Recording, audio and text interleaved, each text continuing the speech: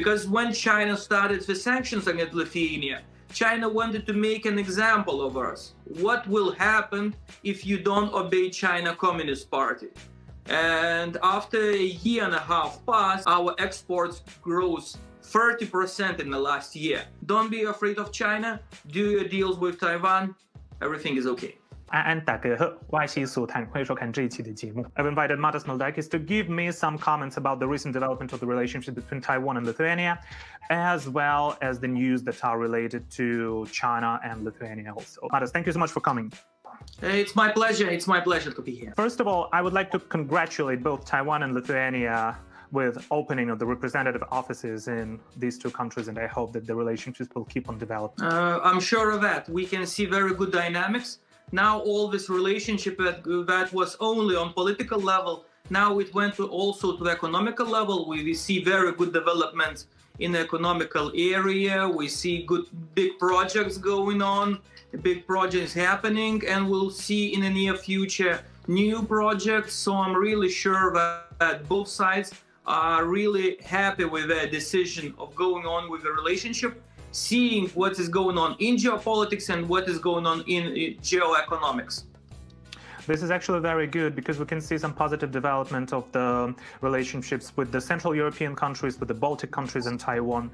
Like Polish Prime Minister Mateusz Morawiecki recently said that we should protect Taiwan, and if we want to protect Taiwan, we have to protect Ukraine. So it means that democratic countries are having consensus. We understand what we all related. We all have a domino effect in geopolitics, that if one country falls, democratic country falls, other will follow. The same vice versa. If autocratic regime falls, their neighbors that also is autocratic, they also start to feel pressure.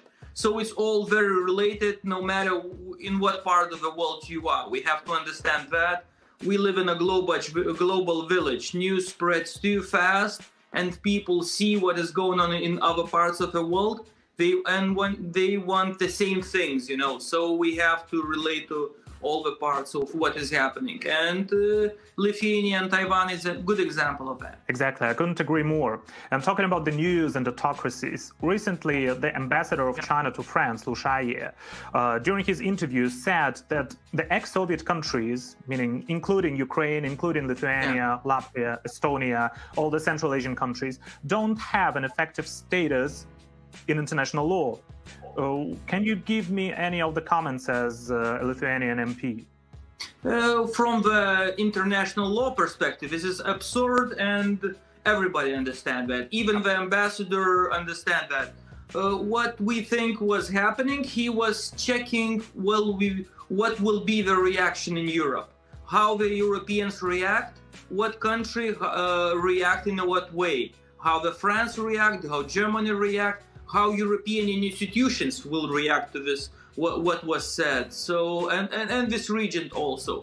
So it was just to check what is the moods in Europe about China, about what is the red lines that they can cross. After a few days, they recalled everything. They said the ambassador was like, the guy on drugs. You don't know what he was talking about, but we all understand that this is not about the Chinese politics. When Chinese ambassador is talking, he is talking like it is prepared messages. So we understand that very clearly.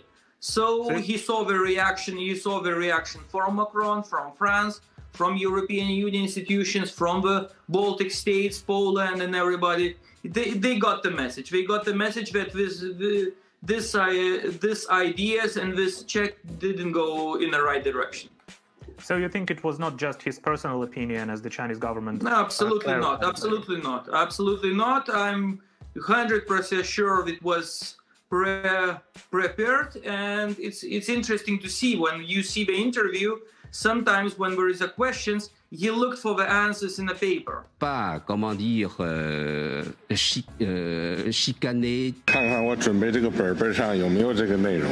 So it was prepared even that on that details. He was so afraid to say something out of the line that he was checking his thesis, which was prepared. So we are not talking about jazz here.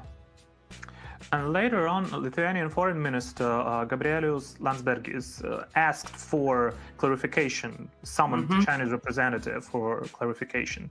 Was the clarification provided, and are you satisfied with such a clarification?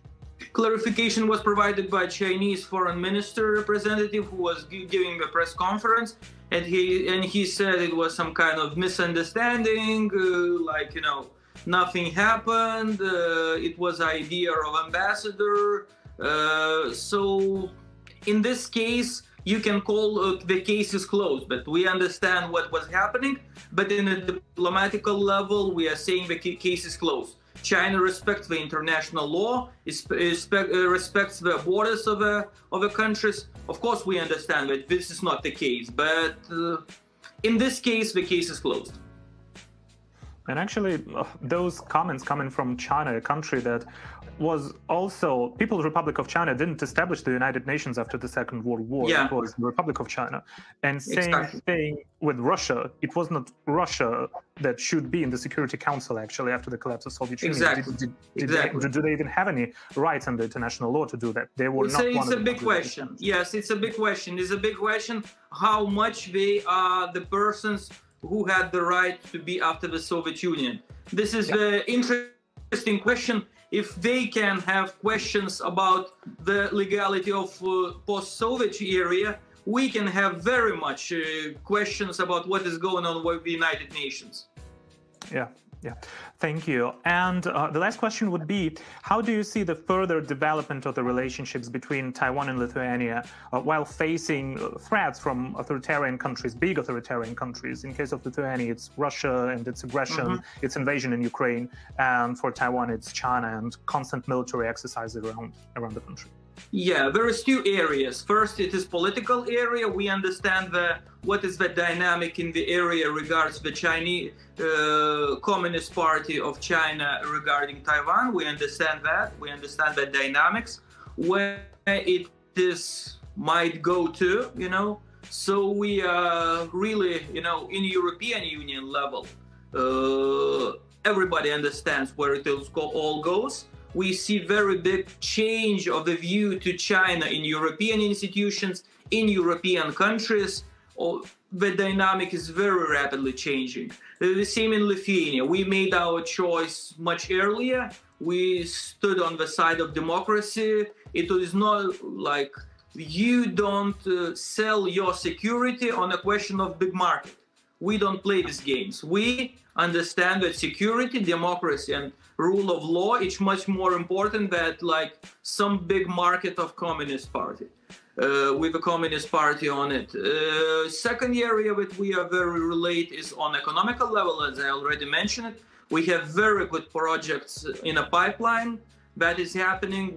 Taiwan gave us very, very big favor and big present for us in the area of semiconductors. It made big exception for Lithuania. We have much more project that is happening business to business. So we see very good dynamics. We see projects happening in the pipeline. We will have, I'm really sure, more good news in this economical area. And when we will have like this dynamic on economical area, it would also help for other countries to decide. You know, they see everybody in Europe is watching what will happen with Lithuania and Taiwan relationship. Because when China started the sanctions against Lithuania, China wanted to make an example of us. What will happen if you don't obey China Communist Party? And after a year and a half passed, we see that we are doing good. We are doing good. Nothing happened. China Communist Party didn't manage to do anything to us. Our economy is growing.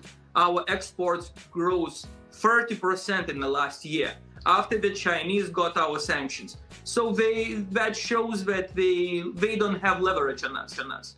And also we have an example of Taiwan, that we making this political decision on Taiwan. We have a lot of benefits from that in economical business to business area. So we see a lot of benefits for that. So we also become an example for other countries to follow. Don't be afraid of China. Do your deals with Taiwan. Everything is okay. Thank you. And I am really looking forward to further developments and to more countries actually deepening the relationships with Taiwan, which is the most democratic country in all of Asia. Yeah.